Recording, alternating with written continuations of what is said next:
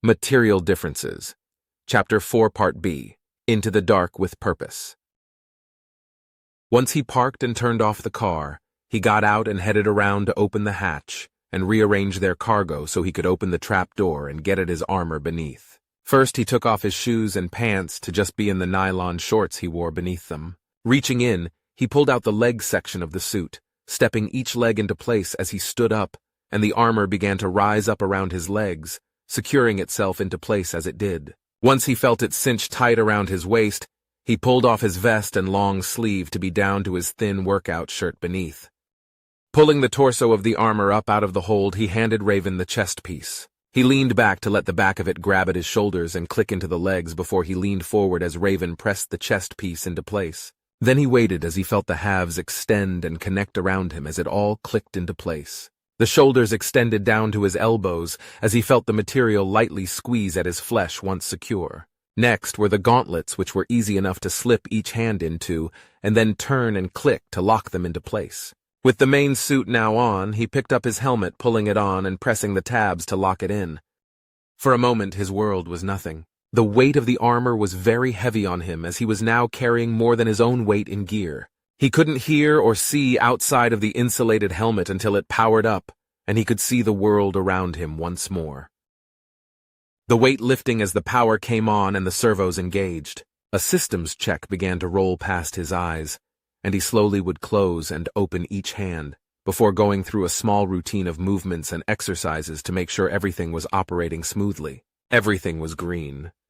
Finally, he reached in and pulled out the smart cloak, wrapping it around his body. The fabric settled into place, wrapping about his body close as it changed up the profile of the armor and gave it a far more lumpy and indistinct look. The hood that draped over the helmet wouldn't hinder the internal cameras and sensors. All that was left was his rifle and pistol. The pistol he tucked into his holster and the rifle he slung over his shoulder into its familiar position. "I do love playing dress-up party." Raven giggled as he said that, and then tapped on Spike in the corner as the little bot flashed to life, rising up out of its case as it began to go through its own systems check, which he could see in the corner of his eye. "What's Spike stand for anyway?" Raven asked as he glanced over at her. "I don't know. It's an acronym." He shrugged as means of an explanation. "I know it's an acronym," she scoffed. "But what's it stand for?" Stealth, something, intel, something, espionage? I don't know. I never asked." As Spike came on, he reached out and let the bot scurry up his arm and nestle into place on his back. Then he closed the lid on the spare wheel well and set everything else back into place on top of it before closing the hatch. The sun was just setting now as he walked off past the car into the park itself, slowly descending from the parking lot as the orange-red glow of the sun gave way to black, and he vanished into the shadows the moment he stepped out of the light. "Watching that never gets less cool," he heard Raven say from behind him. "I'm glad you think so. Now hurry up." He looked back to make sure she'd turned her scorched suit inside out to have the matte black side out now. It wasn't nearly as good as his suit for stealth, but he'd coated it in some fancy compounds to reduce heat, light, and electronic signatures, which helped. "How come you guys didn't have, like, special secret cars that looked normal but had fancy tech in them?" she asked, as she quickly caught up to him, making him grimace just slightly as he heard her feet crunching across the ground until she slowed down and began to pick her steps to walk quietly. Wrong kind of covert. Revenants were the sort of covert that would hit military installations after all. We showed up in bleeding-edge tech, wiped out a target, and got out. We were the sort of overt covert, if that makes any sense. There would never be any question who did it. But you could never prove it since we never left evidence. If you wanted someone who actually blended in with the population and wasn't just a soldier, you'd want the mimics. Or wisps, but they were usually worked with regular police. "Did you ever work with them?" she asked next as she walked along beside him. "Few times. Mimics more often." "All right. I know it's unlikely anything will happen, but this is good practice." "So game face." As he said that, she nodded and they both became quiet. Raven was doing pretty good, but he could hear the soft rattle of some tools in her pack as they walked. The desert wasn't as quiet at night as he'd pictured it as a kid. After all, most creatures of the desert came out when it was night and easier to move around. Not that the desert around here was all that bad. Part of the reason Salavis was such a large colony originally was due to the large temperate continents. On they walked through the darkness towards their objective. The DJ had set himself up in the old Ranger observation tower on Blood Bluff, which was a decent 3-click walk up from the parking lot. There were roads that actually came much closer, but anyone driving them would be visible from the tower, which was why Yeager had parked away from it. He could soon see it rising up above them in the night. Despite the darkness around them, Yeager could see perfectly fine thanks to the various cameras and sensors built into his armor. It was mostly in black and white, but it was still crystal clear. On they walked, sticking to the trail that began to switch up from the main plain towards the rise up to the bluff. It wasn't a bad hike. He could imagine during the day it would be beautiful to watch the Blood River flow by the base of the bluff and look out over the rest of the park. He wondered if anyone still did things like that. Certainly didn't seem like the DJ got any visitors, as Yeager spotted a makeshift gate built across the road that led up to the bluff. Simple wired camera rig and automated motor, but no fence? Likely just to ward off the curious, then. The DJ had done work to the tower as well, it seemed. Reinforced the base compound considerably with some well-positioned old buses for a perimeter, more cameras, and even a few trip sensors spread around. The tower itself had also been built up, with a large antenna built onto the roof now. Far more like a scav tower than a ranger observation post these days. Though the lack of blood, skulls, or bones strewn about did detract from the usual scav style. He let Spike down off his shoulder as he approached, and the bot quietly scuttled across the ground and into one of the nearby buses to search out alarm systems. Yeager cradled his hands then, and Raven stepped into them as he hoisted her up onto the bus. He wasn't sure if it would creak from the impact of him jumping onto it as well, so he opted to walk down a little to a fence section and simply jump over that instead. Thanks to the suit servos, even as he cleared the 2.5-meter fence and landed on the other side, the only sound was a soft crunch of the dirt and rocks under his feet. Then he reached up, and Raven dropped down into his arms before he set her on the ground.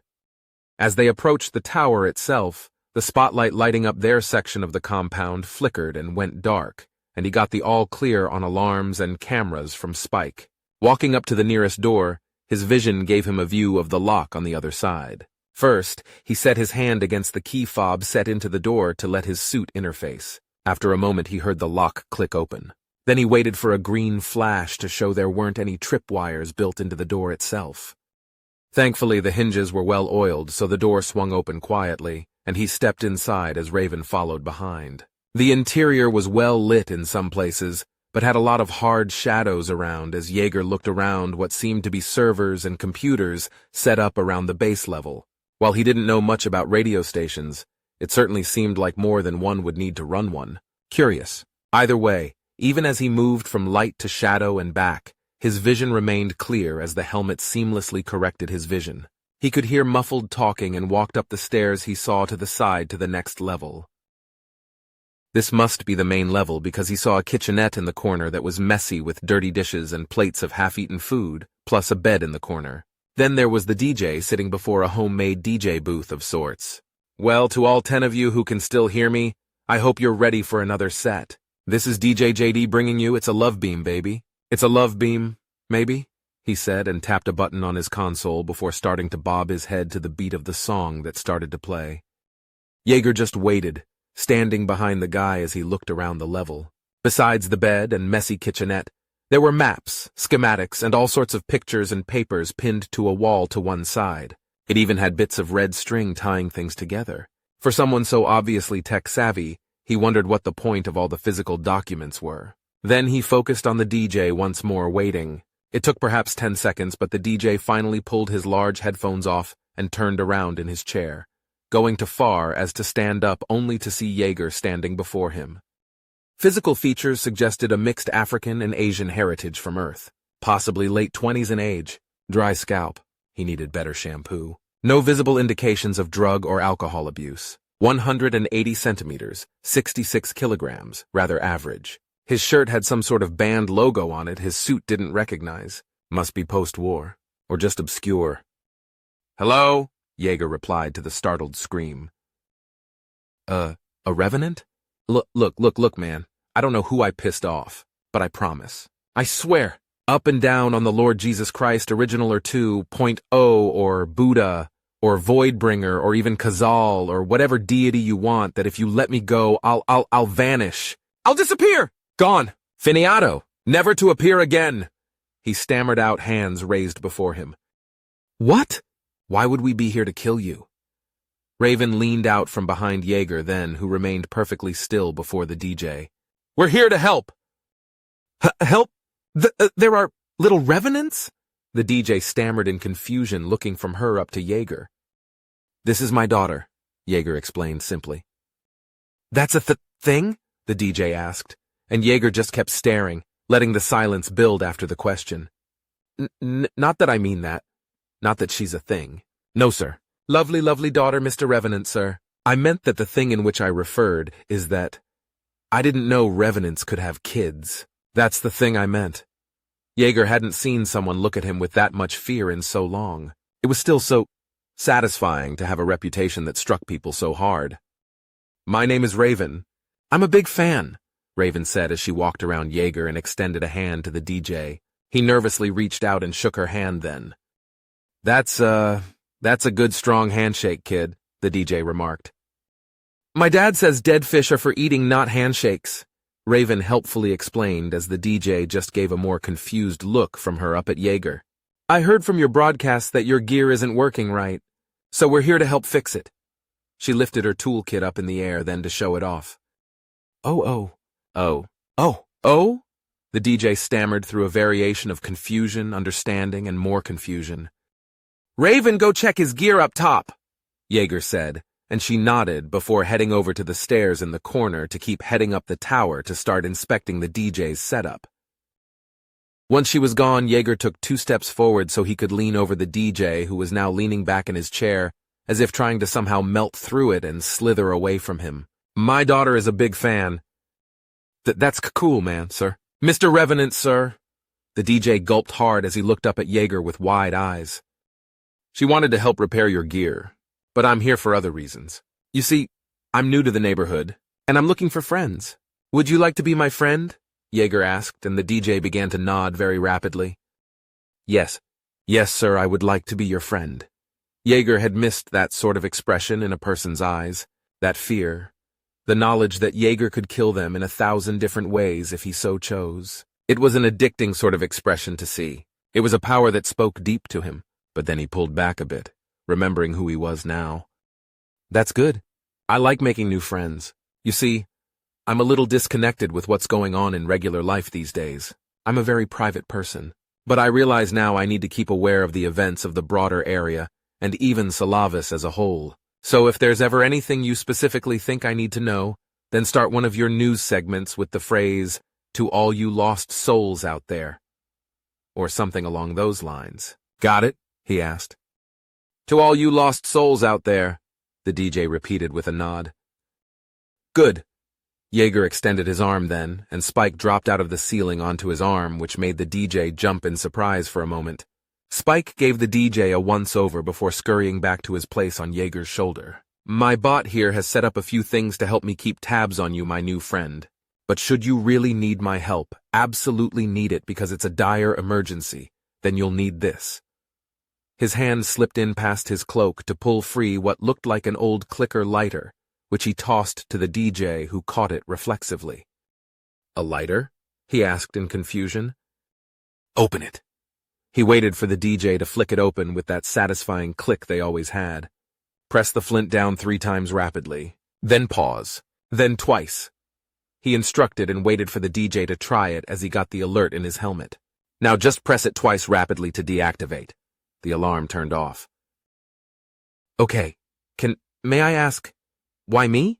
The DJ asked, then still looking confused. My daughter is a big fan, Jaeger repeated. And while it may surprise you, not all revenants are evil.